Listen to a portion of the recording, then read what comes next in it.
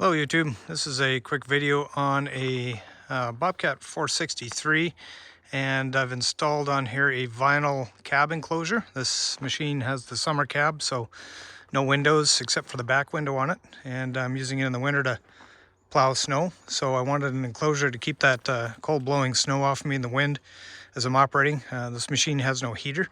I may look at putting one in the future, kind of making my own with a coolant type heater off the engine and a 12-volt battery hookup. But I ordered this from Bobcat in Canada, $425 roughly, Canadian funds, so it was really quite inexpensive for what you get. Looks like it's made pretty decent quality. It was really easy to install. The door came separate, as did the hinges, and they just fit into the stock holes in the cab itself, so they were really easy to install. Just 4 bolts and nuts and lock washers, and then the door came pre-assembled.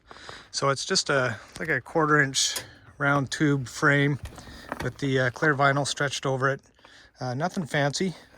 This just hooks to the inside of your ROPS cab there to keep it closed while you're operating.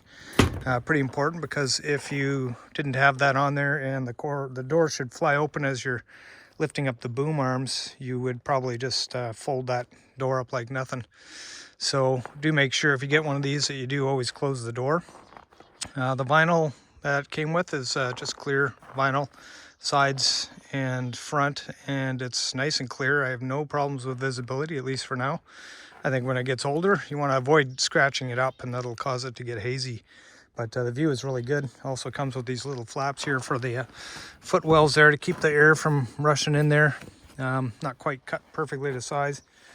The cab, the sides of the enclosure are fastened to the ROPS frame by using these little bungees with hooks. So it's pretty simple, not hard to do. Don't overstretch them, because the bungees in the cold will not respond well if you overstretch them.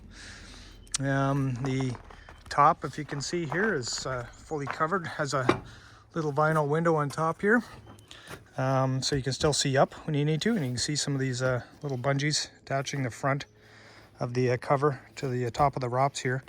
Now, one thing I did notice when I started using this was, because this is a summer cab, there's no window on this the top of the cab itself beneath the metal grating up there. So the cold air was just running right in there and right down on top of me. So I just went and got a little piece of plexiglass, got some goop adhesive, and cut it to size and just put it in. That's all that was required. I could take it out again if I need to, but I don't think I ever will need to. You could do a better job of installation than I did, but there's just nothing wrong with that. It stops all that cold air from getting in. This is folded over on the top here and everything, so nice lip for water to run off. Bottom of the enclosure sides here, just fasten again with those bungee cords to the underside of the ROPS. Probably a little easier if you lifted the cab up. And next time I have the cab up, I'm just going to probably readjust those so they fit in there nice. Comes with the holes, of course, for where you put your diesel in. A hole for the back lighting, and for your fuel gauge, and same on this side. Now, there was only one place on the machine where it had to be velcroed to the ROPS, and that's right under here. There's a Velcro strip.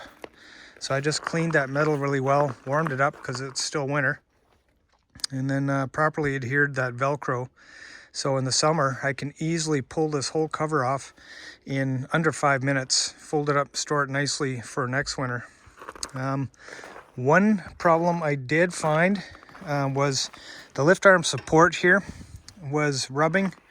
It was catching on the seam of the vinyl right here when I was lifting the boom up and down. So it was starting to tear that seam, because this actually extends a little bit further inside than just the lift arm itself does. So that was causing a little bit, I was worried about that pulling apart. So all I did was, quick fix was just get some stainless steel wire, and then I just formed little U-shapes with it, pushed it right through the vinyl seam, and then twisted it onto the ROPS inside just to make sure that it was secure. Folded it over so there's no sharp edges on that stainless steel wire. And then I just took some clear Gorilla duct tape, put it on top there, and That Gorilla Tape is something else, I tell you. So that just kind of sealed it up, and now when I lift the boom up and down, I don't have any problems with that lift arm catching on the vinyl. It doesn't seem to do it on the other side, so that just shows me that it was the lift arm support that was doing it. It kind of bubbles out here and there, but you kind of expect the lift arm to maybe just kind of touch the cover as it goes, but no problems otherwise. The door is really lightweight, and when you want to pop the door off, you just open it fully here and you can just lift off. It's just a drop-in hinge there, so that works really good, and you can go without the door for those warmer days. Overall, for the price, really pleased with it. It was I don't know where else you could get a vinyl cab enclosure. I searched a number of different companies and they were a lot more money. The other option I was thinking of doing was just, you know, cutting plexiglass and making my own windows and bolting them in and everything, and then they're not as easily taken off in the summer when it's hot as heck and you're out there working and you want to feel the breeze in your face. So this will come on and off super easy when I want to make a seasonal change. But that's it there. That's the Bobcat vinyl cab enclosure. This particular model for the 463 also fits the S70 because they're both essentially the same machine. And they have other models available for other Bobcat models, larger ones. This is the smaller, obviously, of the Bobcat inventory. But yeah, really pleased with it. And like I said, I do plan to put a heater in there. So what I do in the winter is I stick my little 110 volt, you know, heater inside here, and I just put it in the footwells. And in addition to the silicone pad heater I have on the engine block, which is only 125 watts, and that works fantastic too, by the way. I'll show you that in a second. But let that run in there for a couple hours or an hour, and what it does is it kind of heats all that metal up in the bottom footwells of your machine, and then you'll be provided with some degree of heat, at least for a period of time while you're operating. If you're just doing a quick driveway clearing, you know, you'll still be fairly comfortable inside the cab there, even if it's 20 below out. So yeah, pretty pleased with how that works. I did say I was going to show you that silicone pad heater. I was going to put a block heater in, but I just didn't want to get into draining the coolant, and I just wanted an easy solution. So I just put this 125 watt, it's kind of a narrow silicone pad heater, and did it properly as per the instructions. So you have to clean that metal really good. You should sand it smooth. I did have a nice smooth section here, and I did the proper procedure. You know, you heat the pad up for 5 seconds, you apply the pad, heat it up for another 10 seconds, and then push it into place using the scraper they supply, and then you kind of goop around the outside with some silicone to prevent oils and whatever from getting in behind that pad heater. And then because there's this little block on the silicone pad heater and we're really close to the exhaust manifold, I just at least temporarily fashioned this out of a few layers of aluminum foil from the kitchen, and it makes a really good heat shield to keep that heat off that little, I don't know if it's a control unit or that's where all the wires enter the pad. So I didn't want any problems there, and then I just routed the cord up and out to be able to easily plug it in. Works like a hot damn. 125 watts or 150 watts, I think it is.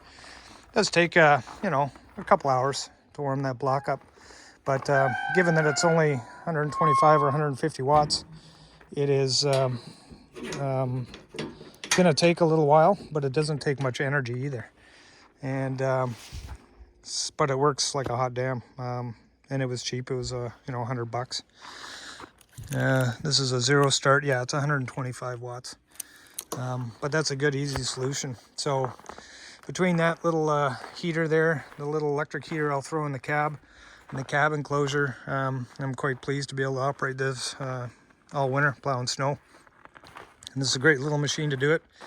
Got a 48-inch smooth edge bucket, and this machine's only 36 inches wide, so perfect for moving snow. You got some more, you can cram a lot more snow in that bucket, and it's just sitting over there under the tent. But there you go, review or kind of a description of the vinyl cab enclosure for the Bobcat 463 S70.